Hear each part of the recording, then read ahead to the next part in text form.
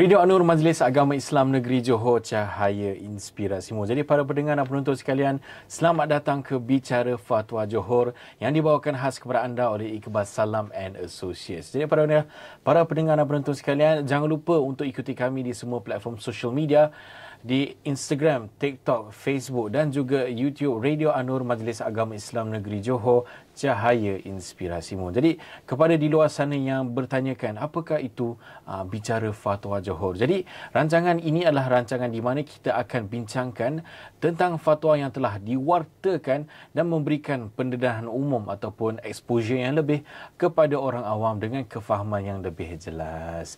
Jadi bersama dengan saya hari ini tetamu istimewa Sahibul Fadilah Tuan Haji Bahrin bin Jalal. Assalamualaikum Ustaz. Assalamualaikum warahmatullahi wabarakatuh. Sihat ya Ustaz hari ini? Alhamdulillah sihat, waras. Ustaz nampak macam busy je hari ini? Tak, biasalah. Orang tua.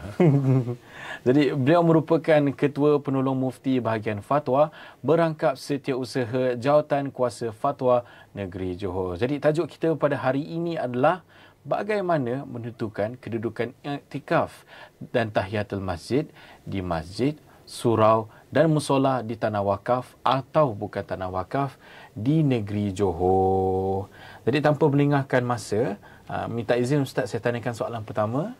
Silakan. Iaitu apa yang boleh ditakrifkan sebagai masjid, surau ataupun musola? Mungkin ada sesetengah penonton ataupun pendengar mereka fikir bahawa ataupun bertanggapan bahawa surau dan musola itu mungkin perkara yang sama. Dipersilakan Ustaz.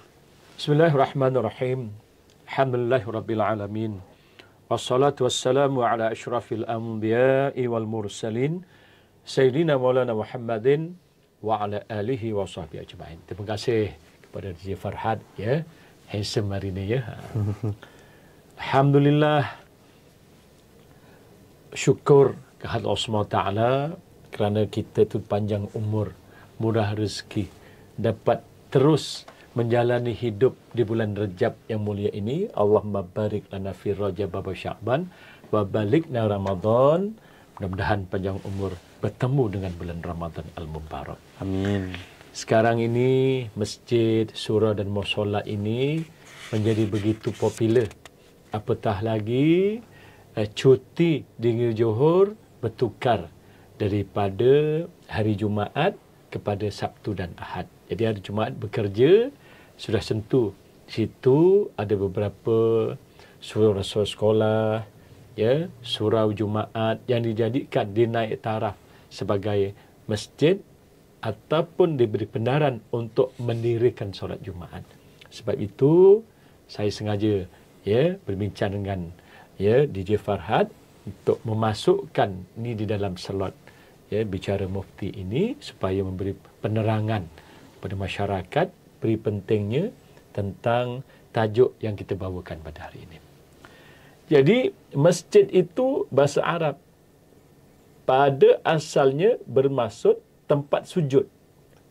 Jadi dari segi syaraknya boleh ditarifkan kepada dua, iaitu tempat permukaan bumi. Ini berdasarkan sabdaan Rasulullah SAW riwayat Imam Bukhari, waju'ilat fil ardi masjidan wa tahuran. Dan dijadikan maksudnya bagiku bumi ini sebagai masjid, iaitu tempat bersujud. Jadi istilah urufnya, masjid itu ialah tempat yang disediakan bagi mengerjakan sembahyang untuk selama-lamanya. Ini di dalam Mu'jam Lughatul Fuqaha dan Ahkam Sajid, dipetik daripada situ.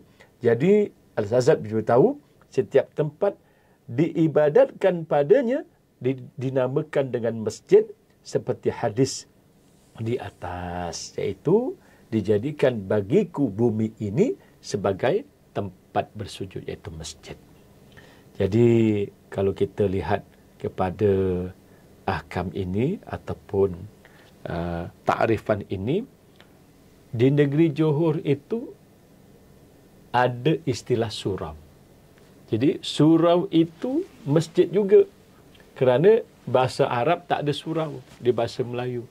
Jadi sama surau itu dengan masjid, cuma ciri-ciri surau itu biasanya tidak ada dilaksanakan di dalamnya sembahyang Jumaat. Masjid berbeza, ada masjid jami', ada masjid.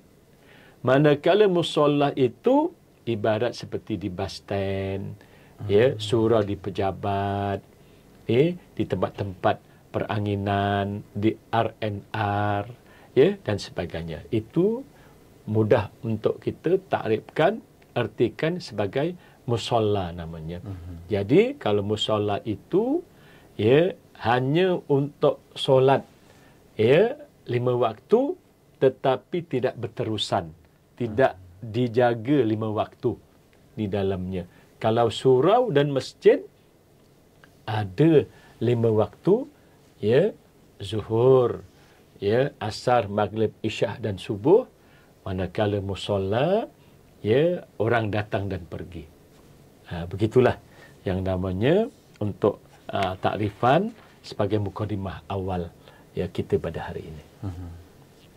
Baiklah, terima kasih Ustaz di atas penjelasan tersebut. Jadi saya yakin para pendengar dan penonton sekalian kini dah jelas apakah dengan itu pengertian masjid, surau dan juga musola. Ialah seperti mana kita tahu masjid dan surau tu ada kesamaannya, iaitu sajid yang tak silap saya Ustaz bermaksud tempat bersujud, dan musola tu hanyalah tempat persinggahan, diibaratkan seperti tempat persinggahan lah. Jadi Ustaz, dengan itu saya nak tanya Ustaz lah, apakah maksud mengimarahkan masjid dan juga apakah ganjaran untuk orang yang mengimarahkan masjid ini? Seperti mana kita tahu, imarah tu mungkin maksudnya dia menaikkan suasana, tapi saya rasa Ustaz boleh jelaskan dengan lebih kefahaman lah maksud imarah ini. Dipersilakan Ustaz. Bismillahirrahmanirrahim. Alhamdulillah. Jadi yang namanya imarah ini kita mengambil daripada firman Allah SWT di dalam Al-Quran, innama ya'muru masajidallahi man amana billahi wal yawmil akhir wa aqama as-salah wa ata az-zakah wa lam yakhsha illa Allah fa'asa ulaika ayyakunu minal muhtadin. Yang ini yang maksudnya hanya saja yang layak memakmurkan, iaitu menghidupkan masjid-masjid Allah itu ialah orang-orang yang beriman kepada Allah dan hari kiamat dan hari akhirat, serta mendirikan solat dan menunaikan zakat. Dan cirinya terusnya tidak takut melainkan kepada Allah. Dengan adanya sifat-sifat yang tersebut, maka adalah diharapkan mereka menjadi dari golongan orang yang mendapat petunjuk. Surah Taubah ayat 18. Jadi pengiraman masjid itu selalunya ada 2 aspek, iaitu membinanya dan melaziminya. Iaitu maksudnya melazimi itu dia yang mengimarahkannya itu, dia yang kerap berurang alik solat 5 waktu di dalamnya, dan juga mereka yang sentiasa prihatin apa sahaja berlaku kepada masjid itu, bukan hanya mengimarahkan, membinakan kebersihannya, kuliah-kuliahnya, kalau ada kebocoran, apa sahajalah tentang masjid, mereka itu begitu rapat dekat dengan masjid. Jadi Imam Al-Qurtubi di dalam tafsir Al-Jami' Al-Ahkam Al-Quran menyatakan terdapat golongan salaf yang menyatakan, sekiranya kamu melihat seseorang mengimarahkan masjid, maka perelokkanlah prasangka kamu kepadanya. Maksudnya husnuzan dengan orang yang berulang alik kat masjid ni. Ini sebagai hamna hadis Rasulullah SAW daripada riwayat Imam Tirmizi dan Ibnu Majah dan Ahmad. Iza ra'aitumur rajula ya'tadul masjida fashhadu lahu bil iman. Yang maksudnya, bila kamu sekalian melihat seseorang yang sentiasa pergi ke masjid, maka persaksikanlah keimanan untuknya. Jadi yang berulang alik ke masjid itu, malam-malam dia pun pergi, subuh apatah lagi. Malah dalam hadis Rasulullah SAW itu, yang maksudnya, kalau seseorang itu nak nampak kuat imannya berbeza dengan orang munafik, iaitu isyaknya dan subuhnya itu solat berjemaah di masjid. Jadi, ya, Syekh Al-Mubaghfuri berkata, setengah riwayat menyebut, orang yang begitu setia mendatangi masjid atau melihara untuk sentiasa ke masjid. Lihat dalam kitab Tuhfatul Ahwazi, ya, iaitu bagaimana hebatnya, ya, baiknya, ya, balasan Allah kepada orang yang mengukur masjid. Jadi antara maksud memakmurkan itu juga adalah menetapinya untuk melaksanakan ibadat di dalamnya dalam rangka meraih keredaan Allah SWT. Iaitu sepertinya melakukan solat, bukan hanya 5 waktu, tapi sunat, qabliyah, ba'diyah, berzikir kepada Allah, mempelajari ilmu agama. Termasuk juga maknanya adalah membangunkan masjid, menjaga, membersihkannya, meliharanya. Ini dalam kitab Al-Asal Al-Tafsir Al-Kalam Al-Ali Al-Kabir disebutkan begitu. Sebab itu Imam Jauzi juga menyebutkan yang dimaksudkan dengan membangun masjid dalam ayat ini adalah ada 2 pendapat. Iaitu yang pertamanya, yang selalu datang ke masjid dan duduk di dalamnya untuk beribadat Allah SWT dan membangunkan masjid dan memperbaikinya. Jadi jelaslah banyak lagi pendapat-pendapat daripada ulama, iaitu maksud membangun masjid ini, kalau saya boleh simpulkan ialah yang pertamanya, yang menghidupkan, ya, jamaahnya itu menghidupkan masjid. Kedua, memelihara dan membersihkannya. Ya, yang kedua dan ketiga. Yang keempatnya, membaikinya jika berlaku kerosakan. Yang seterusnya, mencukupkan mana yang kurang. Dan seterusnya, menziarahinya untuk ibadat. Maksudnya, bil api air masjid itu. Kalau kurang apa, ya, termasuk mereka yang menginfakkan, ya, juga termasuk dalam mengimarahkan masjid.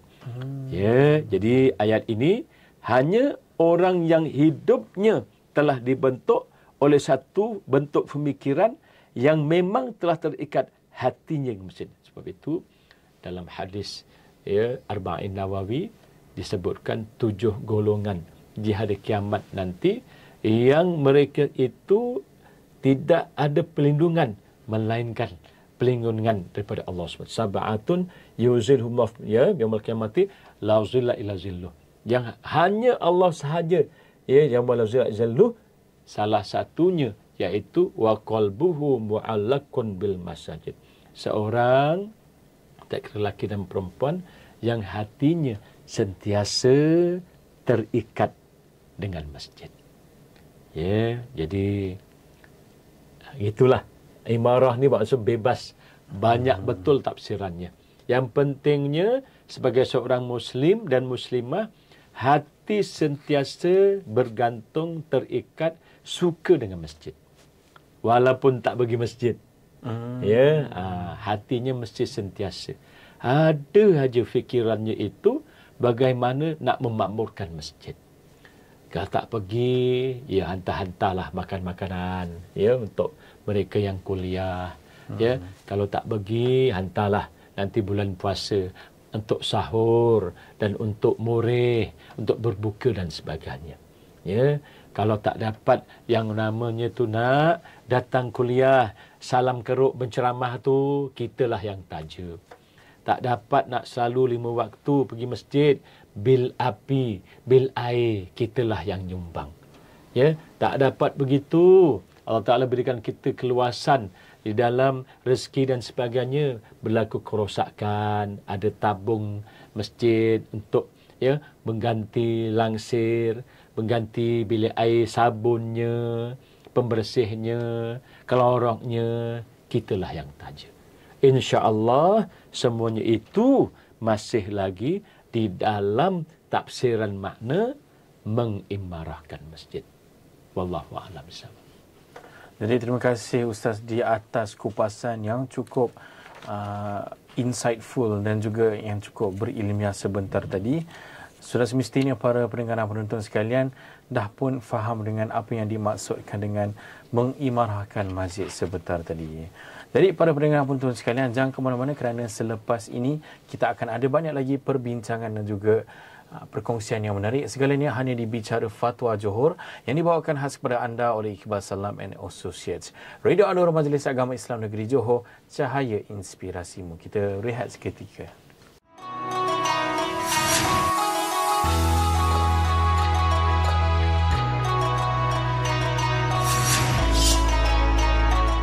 Radio Anur Majlis Agama Islam Negeri Johor, cahaya inspirasimu. Bertemu kembali di dalam rancangan Bicara Fatwa Johor yang dibawakan khas kepada anda oleh Iqbal Salam and Associates. Jadi para pendengar, kita teruskan lagi dengan kita punya kupasan pada hari ini bersama dengan tetamu istimewa kita, Sahibul Fadilah Tuan Haji Bahrin bin Jalal, Ketua Penolong Mufti Bahagian Fatwa Merangkap Setiausaha Jawatankuasa Fatwa Negeri Johor. Jadi Ustaz, izinkan saya untuk tanyakan soalan yang seterusnya, iaitu tadi kan kita dah cakap tentang mengimarahkan masjid kan Ustaz? Ya. So, apa ganjaran untuk orang yang mengimarahkan masjid Ustaz? Mesti banyak dan lumayan. Terima kasih kepada DJ Farhad, ya. Soalan yang begitu tepatlah, ya. Kerana kita ni pergi masjid tak tahu ganjarannya itu kadang-kadang akhirnya jadi boring. Ya, yang pertamanya sudah tentulah nak pergi masjid itu ikhlas dulu semata-mata kerana Allah. Daripada rumah mesti dah niat dalam fikiran kita untuk memakmurkan masjid itu dengan semaksimumnya. Kerana Rasulullah SAW beritahu, niatul mukmin khairum min amali. Niat seorang mukmin itu belum dibuat dah dapat pahala yang baik, ya, yang jahat na'udzubillah. Kerana kita innam al-a'malu bin niat. Seorang itu, amal itu dikira dengan niatnya. Ya, dalam usul fiqh itu al-umuru bimaqasidiha.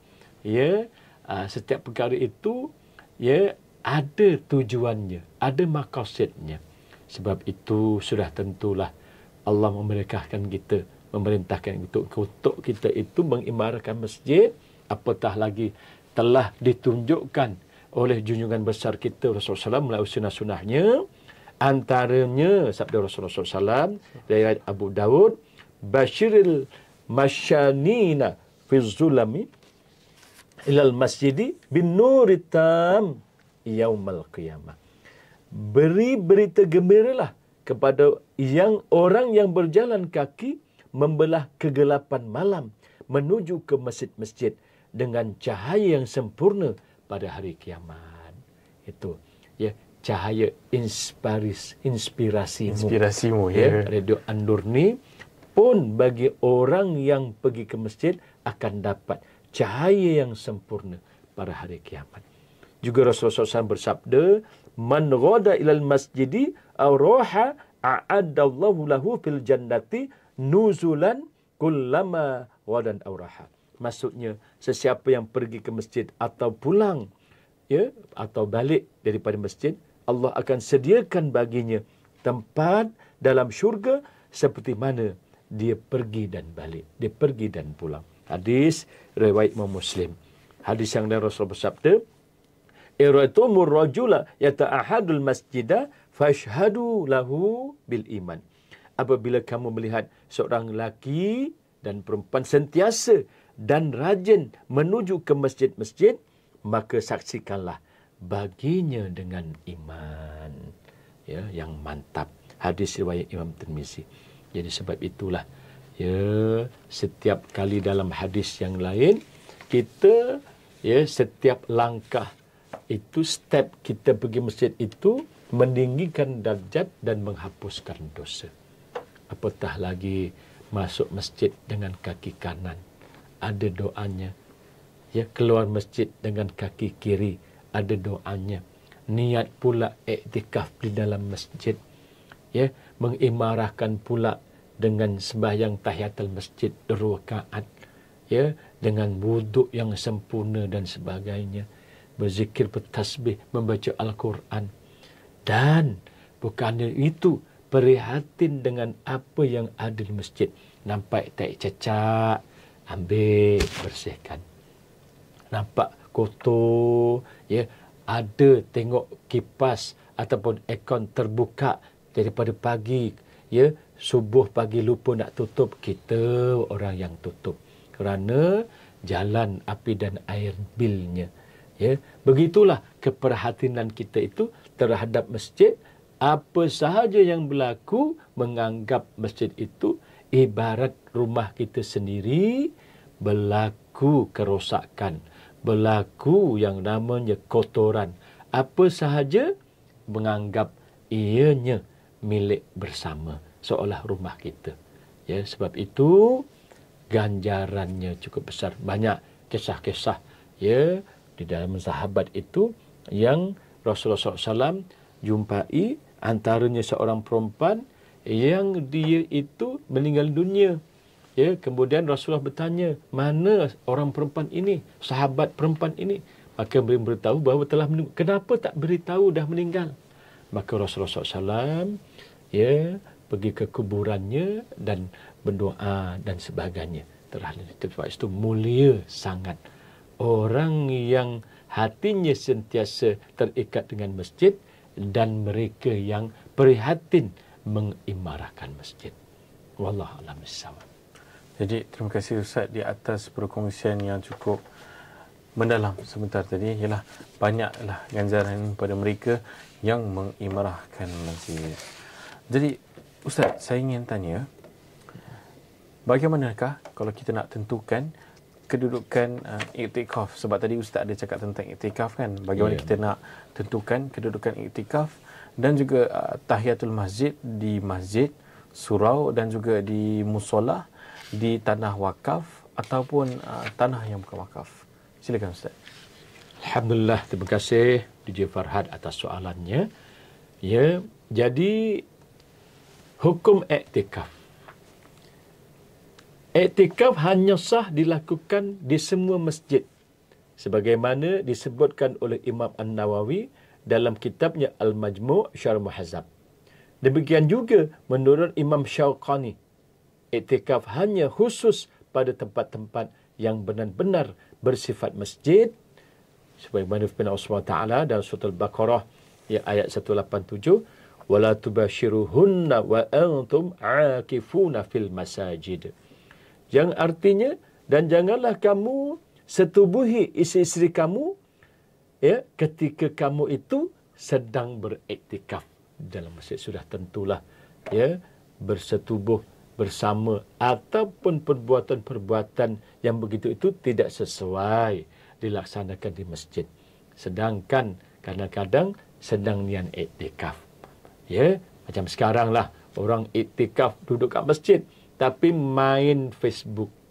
Ya, tengok gambar tak selonoh ya di dalam masjid kerana masjidnya ada line wifi dan sebagainya. Nauzubillah. Jadi iktikaf menurut Mazhab Syafi'i lebih utama dilakukan di masjid ya yang ramai bilangan jamaahnya. Ya. Begitu. Jadi apa hukumnya pula solat tahiyatul masjid tu menurut pendapat ulama? Di dalam kitab Hasyatus Syarkawi, solat tahiyatul masjid boleh dilakukan di sesuatu bangunan dan tidak disyaratkan diyakini sebagaimana masjid, memadai dengan sangkaan melalui ijtihad, iaitu ditentukan untuk menunaikan solat-solat tahiyatul masjid pada tempat yang mempunyai ciri-ciri masjid seperti zawaya ataupun zawiyah, iaitu ya surau-surau di kampung-kampung ya. Jadi ataupun di tempat-tempat yang dia itu telah menjadi wakaf kalau di Johor tu oleh Majlis Agama Islam Negeri Johor lah.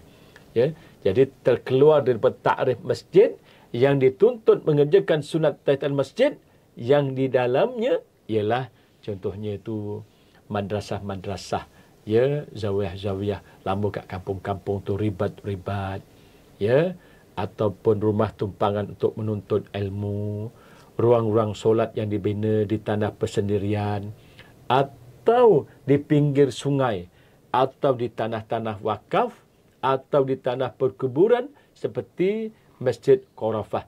Ni satu contoh di Mesir, iaitu yang namanya masjid ataupun surau yang dibina di tanah perkuburan. Begitu. Jadi kesimpulannya, ulama mazhab Syafi'i mengharuskan i'tikaf di mana-mana masjid ataupun surau kalau negeri Johor itu. Lebih utama yang dilakukan di masjid yang ramai jamaahnya. Yang keduanya, harus menunaikan solat sunat tahiyatul masjid pada tempat yang mempunyai ciri-ciri masjid, iaitu surau-surau kampung. Harus. Ya, maksudnya tanahnya dah wakaf, ada solat 5 waktu berlaku, ya. Juga harus melakukan solat di masjid di tempat yang pada asasnya tidak dibina untuk membuat masjid semata-mata.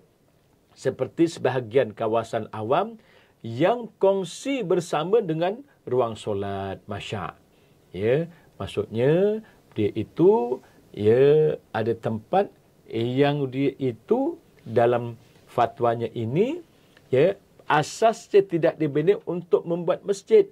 Ya, semata-mata, maksudnya ada pelbagai yang namanya itu kegunaannya. Jadi ini sebenarnya adalah fatwa daripada Jatuh Kuasa Fatwa Negeri Johor yang bersidang pada 23 Safar 1453 bersamaan 17 Januari 2012 telah membuat keputusan sebagaimana fatwanya, iaitu alhamdulillah, iaitu saya bacakan di sini ya. Istilah surau yang diguna pakai di dalam negara kita, khususnya di negeri Johor Darul Ta'zim, adalah sama hukumnya dengan masjid dari segi keharusan beriktikaf dan sembahyang sunat tahiyatul masjid menurut pandangan hukum syarak. Yang keduanya, masjid ialah bangunan yang didirikan solat Jumaat, manakala surau ialah bangunan yang hanya mendirikan solat berjamaah 5 waktu dan tidak didirikan solat Jumaat kecuali mendapat keizinan pihak berkuasa agama. Di negeri Johor itu ada masjid jami', ada masjid jelas solat Jumaat dilakukan di dalamnya. Ada pula tu namanya surau Jumaat, surau yang diberi keizinan untuk solat Jumaat. Contohnya sekarang ini ya, banyak surau-surau sekolah yang diberi keizinan untuk solat Jumaat di dalamnya. Yang itu dimestikan oleh Jatuh Kuasa Fatwa membuka supaya jamaah ahli qaryah mustautin boleh masuk ke dalam. Ya, atas perintah daripada ulul amri, pemerintah dan sebagainya. Jadi di dalamnya itu, apakah hukum boleh solat tahiyatul masjid? Jadi solat tahiyatul masjid dan iktikaf di dalam surau Jumaat dan surau-surau, apatah lagi masjid jami' dan masjid sunat dilakukan di dalam bangunan yang dinamakan masjid dan surau. Manakala solat di masjid dan niat iktikaf dalam surau yang dibina di atas tapak yang dihaskan untuk solat dan aktiviti syiar Islam di dalam kawasan sekolah, institusi pengajian dan sekolah berasrama adalah diharuskan. Menjawab kemusykilan sekarang ini sekolah asrama, sekolah-sekolah, surau sekolah yang telah diizinkan terutamanya untuk solat Jumaat. Dengan syarat surau tersebut mempunyai jawatan kuasa yang tersusun. Mempunyai pegawai surau, iaitu imam yang menjadi imam ratib 5 waktu, yang boleh membaca khutbah, yang ada keizinan, ada kelulusan, ada tauliah daripada Majlis Agama Islam Negeri Johor. Dan telah ditemu duga serta Bilal yang ada tauliah, dan didirikan solat fardu 5 waktu berjamaah yang berterusan. Ya, subuh, zuhur, asal, maghrib dan isya ada didirikan, tidak putus. Manakala bagi bangunan atau ruang yang dijadikan tempat solat sementara pembinaan masjid baru, masjid yang lama itu diberi keizinan memohon untuk dibina semula atau dirobohkan untuk bina semula, maka ada satu tempat yang diizinkan di balai raya ataupun surau yang berhampiran untuk dijadikan solat Jumaat dan sebagainya adalah diharuskan solat tahiyatul masjid, tetapi tidak sah iktikaf di dalamnya. Kalau surau sah, kalau balai raya dan sebagainya tidak sah iktikaf di dalamnya. Tidak disunatkan solat tahiyatul masjid dan iktikaf di ruang solat, iaitu musalla, di RNR contohnya, ya, di tempat yang namanya itu Surau Petronas, ya, ataupun BHP dan sebagainya, ya, yang terdapat di bangunan pejabat, pusat membeli belah, kawasan perhentian rawat dan rehat dan sebagainya. Seterusnya, penyambungan dan penambahan bangunan baru dengan bangunan masjid yang asli, yang asal adalah dikira sebagai masjid dan harus dilakukan solat sunat tahiyatul masjid dan iktikaf dengan syarat pembesarannya diniatkan atau diisytiharkan sebagai binaan tambahan ruang solat. Jadi mesti dimaklumkan kepada qadhi daerah. Kemudian soyok atau sebagai tambahan itu, ya, diisytiharkan jadi sebahagian daripada masjid. Maka di situ harus dilakukan solat tahiyatul masjid dan juga iktikaf di dalamnya. Ya, tidak diniatkan sebagai ruang tambahan masjid, maka binaan taman tersebut tidak dihukumkan masjid. Ya, atau sebagai binaan tambahan ruang masjid. Sebaliknya, jika binaan tambahan tersebut tidak diniatkan, ya, hanya dibuat untuk tambah-tambah. Kadang-kadang tempat khusus kahwin contohnya. Tempat orang bernikah, ya, tempat yang namanya itu perempuan orang yang haid untuk dengar kuliah.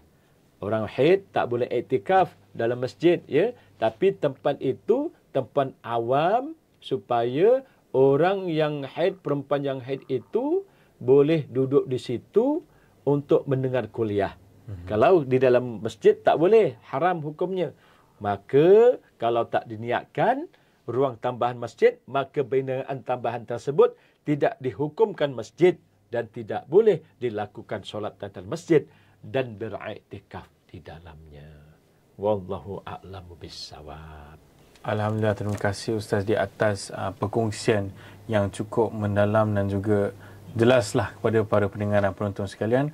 Alhamdulillah, fatwa ini pun telah diperjelaskan dan kenapa asbab berlakunya pun tersebut pun telah diperjelaskan dengan lebih lanjut. Saya fahamlah mungkin para pendengar penonton mungkin ada kemuskilan sebelum ini, alhamdulillah dah terjawab juga akhirnya. Jadi itulah untuk hari ini rancangan Bicara Fatwa Johor yang dibawakan khas kepada anda oleh Iqbal Salam and Associates.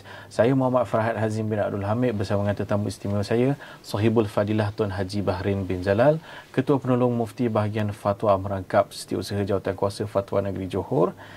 Berjumpa lagi di minggu hadapan pada waktu yang sama. Assalamualaikum warahmatullahi wabarakatuh. Assalamualaikum warahmatullahi wabarakatuh.